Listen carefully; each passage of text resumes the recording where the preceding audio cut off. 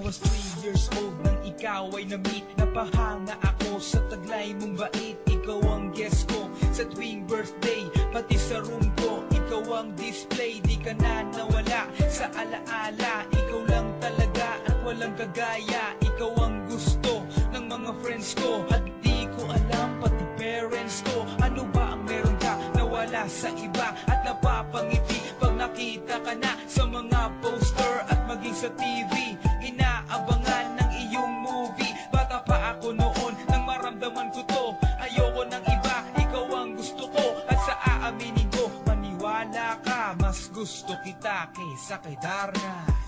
You were always gonna be my love. It's so bad.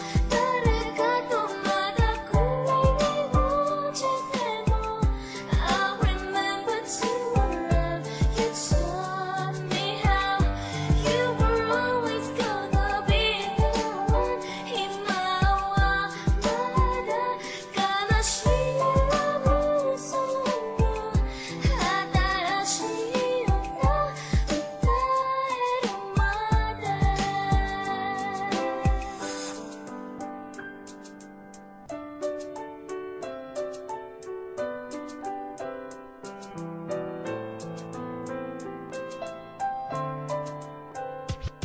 Oh why, bakit ganito? Gusto ko ikaw lang nasa tabi ko. Mga poster mo at mga magazine sa buhay ko, hindi kita kayang alisin. So pati sa cellphone at mga gamit, ikaw ang nakalagay sa aking bedsheet. Ako ay nalungkot nang ika'y nawala. Ano ba ang mali na aking nagawa? Pakiusap naman kahit na sandali, para lang mapawi ang mga bighani at muling umiti at di na umiyak. Magpakita ka lang, gusto kong matiyak na buhay ka pa rin at ika'y malakas. Gumawa ka ulit ng mga palabas, at kapag bumalik, ngingiti ng pusa, at hindi ako magmamahal ng pusa.